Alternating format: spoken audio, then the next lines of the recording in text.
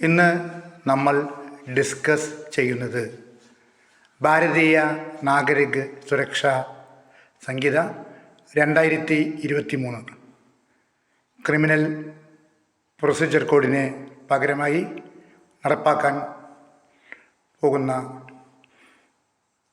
ഭാരതീയ Nagarik Suraksha Sanhita 2023 anticipatory ബെയിലിനെ കുറിച്ച് എന്താണ് പറയുന്നത്?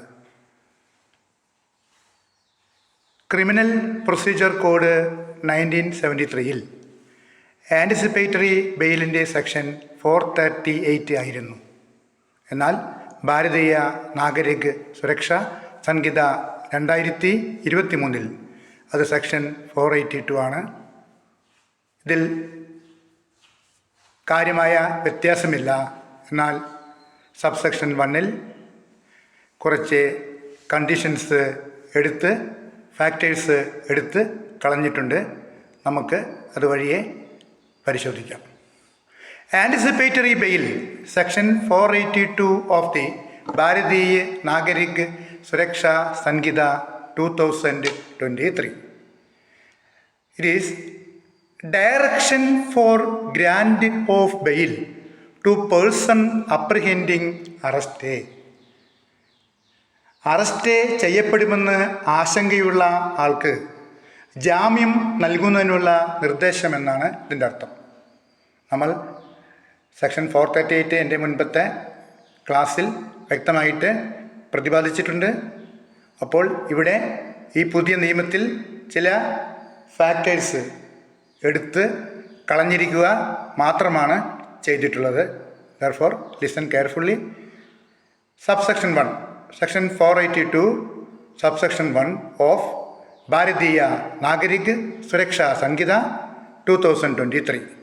Where any person has reason to believe that he may be arrested on accusation of having committed a non-bailable offence, he may apply to the High Court or the Court of Session for a direction under this section, means section 482, that in the event of such arrest he shall be released on bail, and that court may, if it thinks fit, direct that in the event of arrest he shall be released on bail.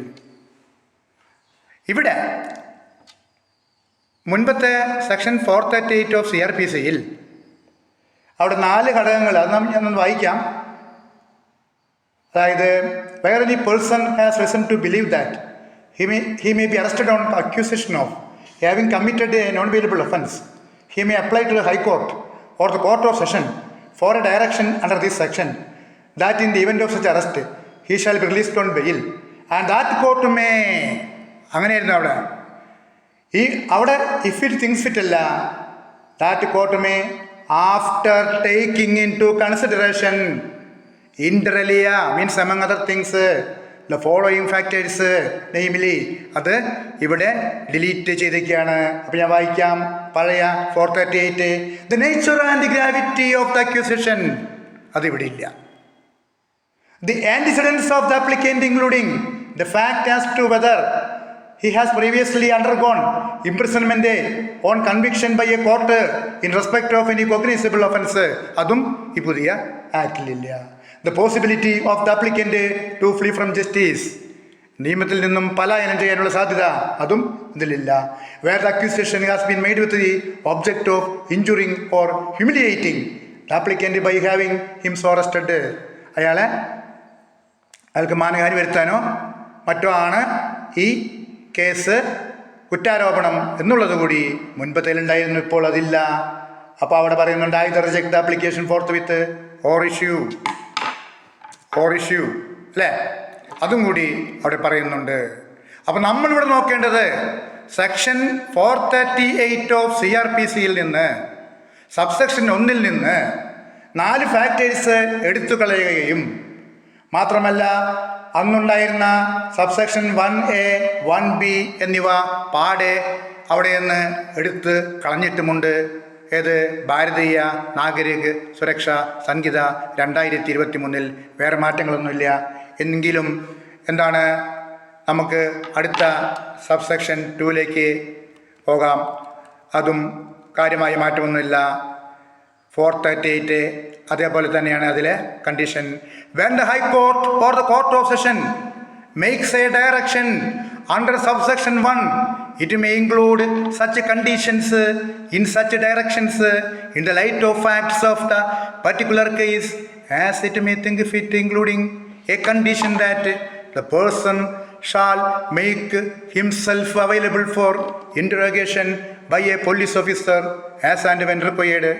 A condition that the person shall not directly or indirectly make any inducement, threat or promise to any person acquainted with the facts of the case so as to dissuade him from disclosing such facts to the court or to any police officer. Third, a condition that the person shall not leave India without the previous permission of the court. Such other condition as may be imposed under subsection 3 of section 480 as if the bail were granted under that section. ഇത് 438 CRPCയിൽ ഇതിൻ്റെ Malayalam explanation കൊടുത്തിട്ടുണ്ട്. എങ്കിലും ഒന്നുകൂടി നമുക്കിത് പരിശോധിക്കാം four easy reference. അപ്പോൾ when the High Court or the Court of Session makes a direction under subsection 1, it may include such conditions in such directions in the light of the facts of the particular case as it may think fit, including എന്താണ്, a condition that the person shall make himself available for interrogation by a police officer as and when required.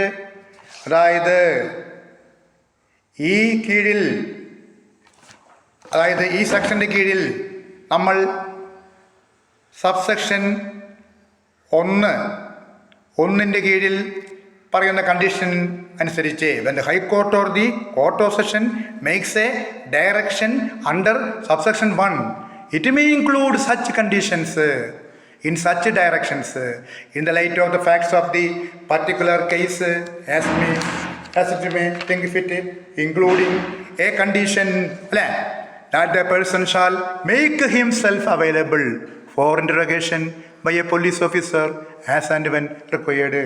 ആ വ്യക്തി ഒരു police ഓഫീസറാൽ ചോദ്യം ചെയ്യപ്പെടുന്നതിനായി ആവശ്യപ്പെടുമ്പോഴെല്ലാം അവിടെ ഹാജരായിരിക്കണം എന്നുള്ളൊരു ഉപാധി കൂടി വയ്ക്കും. എന്താണ് അത്? നമ്മൾ നേരത്തെ പറഞ്ഞ ആ കണ്ടീഷനാണ്. വീണ്ടും A condition that the person shall not directly or indirectly make an inducement, threat or promise to any person acquainted with the facts of the case so as to dissuade him from disclosing such facts to a court or to a police officer.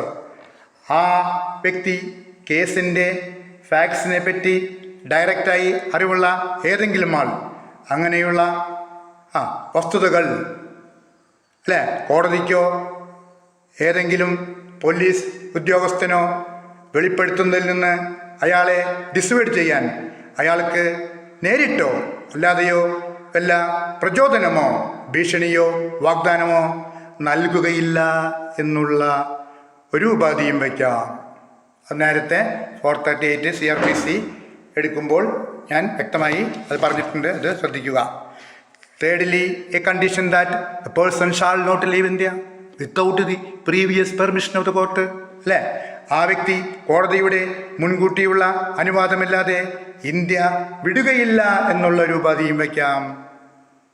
Such other condition as may be imposed under subsection 3 of section 480 as if the bail were granted under that section.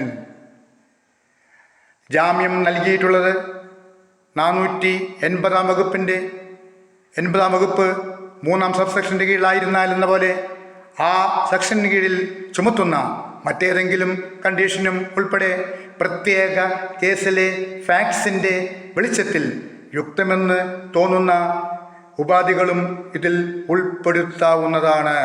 Clear? ഇനി നമ്മൾ third subsection.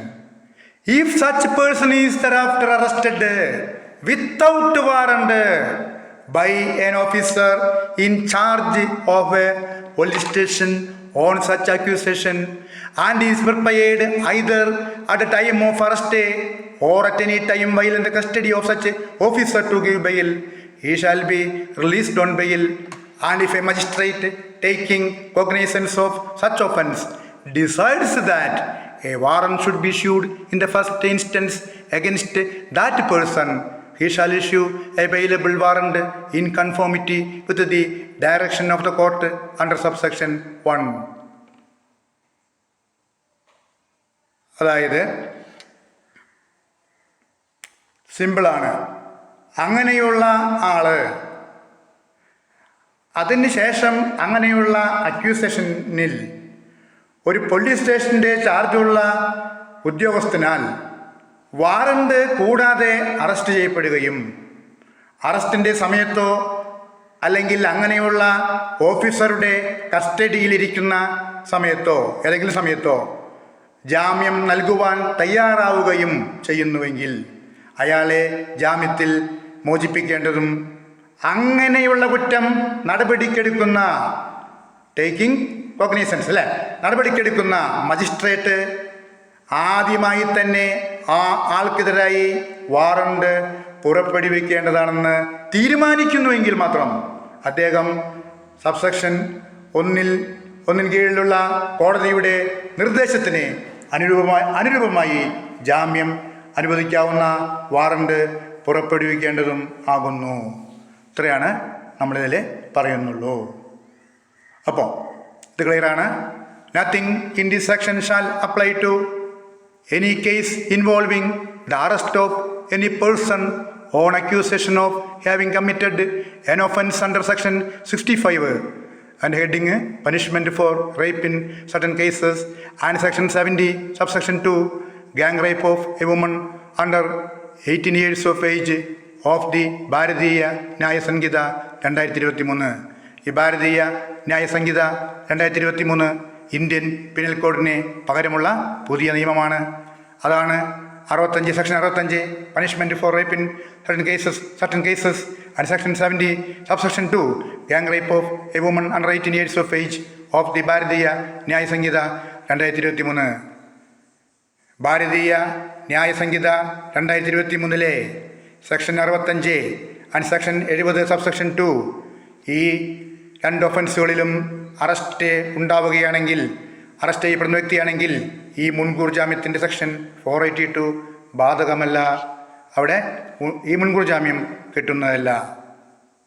ഇത്രയും നേരം ഈ class എടുത്തത് നമ്മൾ പഴയ നിയമത്തിൽ നിന്ന് പുതിയ നിയമത്തിലേക്ക് മാറുമ്പോൾ എന്തൊക്കെ വ്യത്യാസങ്ങളാണുള്ളത് ഇത് ശ്രദ്ധിച്ച് കേൾക്കുക.